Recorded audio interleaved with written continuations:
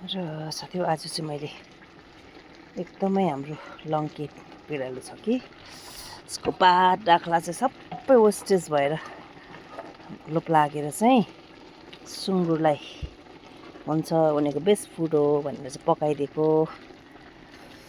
किनभने सुँगुरहरूलाई हरियो परियो खुवाउनुपर्छ, नत्र उनीहरूको पनि लिभरलाई प्रब्लम हुन्छ, नत्र लिभर टोनिकहरू दिनुपर्छ। र यदि हामीले यसरी हरियो परियो पनि फिडसँग हामीले खुवायौँ भने चाहिँ उनीहरूलाई लिभर टोनिकहरू दिइरहनु पर्दैन। लङ्केको पात यति धेरै छ, सबै सुकेर कुहेर वेस्टेज भइराखेको थियो।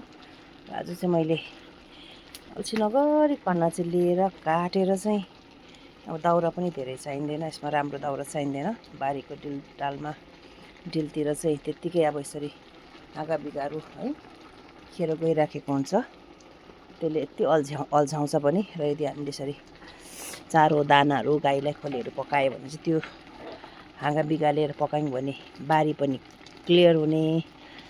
अन्त यसरी सुँगुरलाई हरियो परियो पनि पाक्ने। साथी हो, मलाई चाहिँ बस्तीमा बसेर कामहरू गर्न यति मजा लाग्छ मलाई चाहिँ इन्जोय गरेर म चाहिँ गर्छु। आज चाहिँ मैले अरू काम छोडेर चाहिँ बारीमा आएर यो लङ्केको पातलाई लुछेर है काटकुट गरेर 3-4 दिनहरूलाई मिक्स गरेर फिडसँग दिनु भइहाल्छ है। वरिपरि भएको यस्तो झिक्राहरू पनि सँगालियो। अनि सुँगुरलाई लङ्केको पात डाख्ला पनि पाक्यो 1 घन्टामा त।